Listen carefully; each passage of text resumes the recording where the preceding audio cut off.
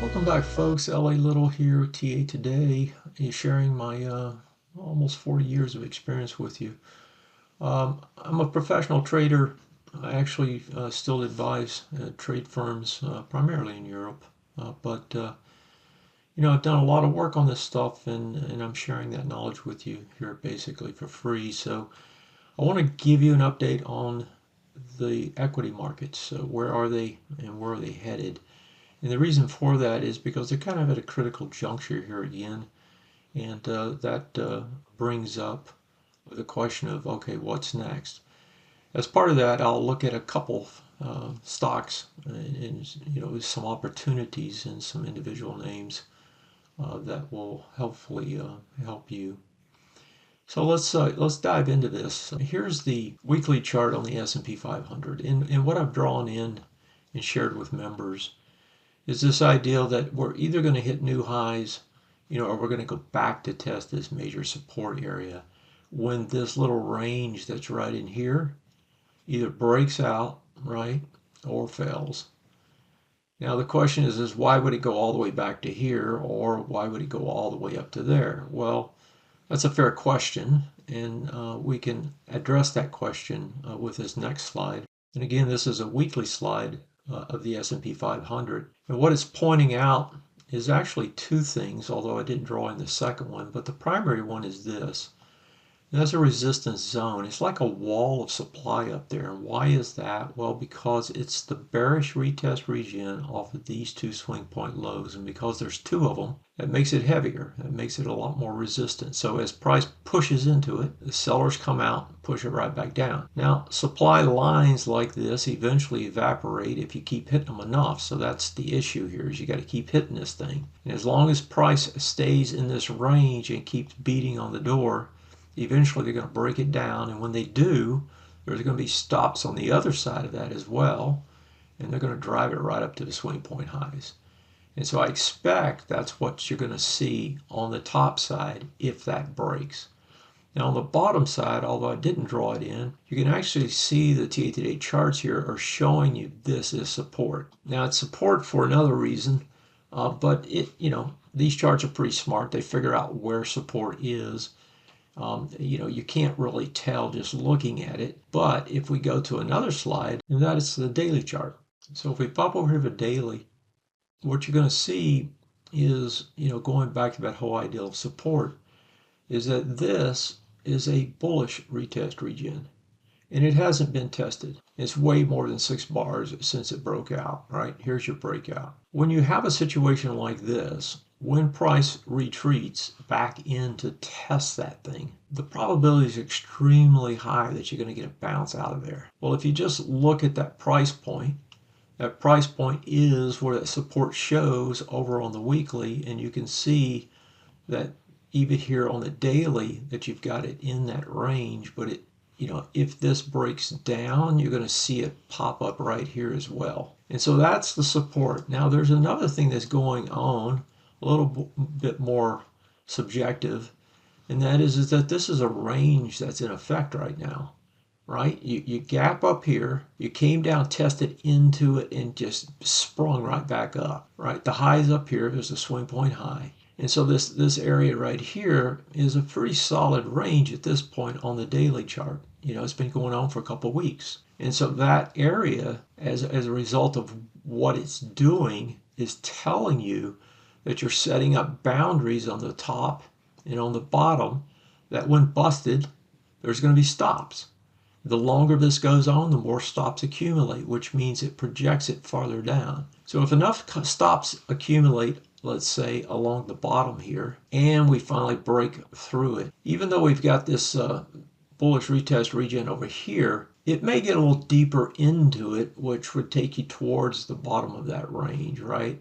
And the very bottom here is the bottom of that range. And so although I expect this will lead to a bounce, and I think it could lead to a bounce as soon as it's touched into, it could get deeper, right, depending on how many stops accumulate up here. In other words, how much time passes as this builds out. And so that's the state of the market. So the question is which direction is it going to break? Is it going to go to the upside or is it going to come to the downside? And you have to always assume that the trend is your friend, right? And the trend here is pretty clear. On the daily, strictly up. There's no question this thing is up. If we go back to the weekly, it's a little bit more questionable, right? Because if I draw in, a line here that's kind of the middle, it's really a sideways market here. This thing hasn't broken back out. It was up, went sideways when it broke these swing point lows, eventually turned bearish. That was on this bar, right? It's coming back up now and trying to get back up and above. Now it came up so fast, this bar right here did not print a swing point high. And so it's going to have to actually break the top to get a trend change on these charts. But you can see the direction, at least recently, as we saw on the daily, is up. And if I pull up a monthly chart on this time frame, it's clearly up. There's no question about it. So given all of that, right, the question is, how do you use it? And so if I go look at a couple charts, I'll give you a couple examples. Let's take a stock like HIMS. It's a heavily shorted stock. You can see that, kind of got, if I look at it here, well, let's go to the daily first. You can see a big, tremendous run on the daily, big volume spikes, gets up there, get a gap down. Now you're kind of consolidating in this area below it. Is this thing going to come down farther, or is it just going to make a run higher? Well, a lot of it depends on what the market does. If the market takes off, this thing probably takes off with it. If the market pulls back, we may see a little bit more drawdown here. Where could it draw down to? Well, if I go over to weekly and look at the weekly, the last volume spikes were in here. It's about 46. This one up here is about 48, I believe. 49, so somewhere between 46 and 49. The lows on this pullback, 51. Worst case, it should not trade below this area, which is the bottom of that huge spike bar. It's 38. So anywhere in that area, is fair game, in terms of a pullback. Something down here, you just have to bail because you're wrong. But, anything in there, so, one could consider averaging in. Now, let's take the case where the market pulls back and you get that. What are you looking at on the upside? Well, you're looking at huge upside. Let's pull the ABCD charts up and see what they look like. You've got one that's activated with a target at 84 right now. You've got a couple of bearish ones that are potential that could take you down. They're on the intermediate and short term. So that's the risk side of it. And like I said, anything below that 30, I think it was 35, did we say? 38. Now going back to the top side, look at these others that are potentials that are forming. They just need to get over their B points. Some fairly big numbers to the upside still. So with a short interest like this one has, and let's see what that short interest looks like, 34%, 34, almost 35%. If this thing takes off the upside, you're going to get some dynamic action, right, that you could try and trade. So here's a stock that you could use as kind of a momentum trade off of the market breaking higher, or as a way to step in if the market pulls back. Let's take another one. Something not quite as crazy, but has the potential to get kind of goofy, and that's materials, MP Materials. Now, these guys actually, if you read what they do, short interest here is fairly high too, 18%. But if you look at it, these guys do rare earth, and they're one of the few that do it. Produce rare earth. And so if I consider them as a potential, and matter of fact, if you go back and look at it here, you can see that these guys actually got going back here when what? That was China. That was the tariffs on China and everything going crazy on China. They spiked. Why? Because of rare earths. Faded all the way back, right? And now here they come again. Why? Well, because we're talking about having troubles with rare earths with China.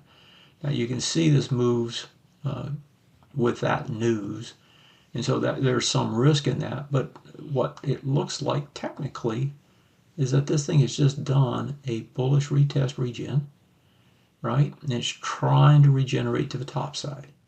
And that's on your weekly chart. And if I go to the monthly chart, I've got the same thing. Here's the swing point high. There's your bullish retest regen.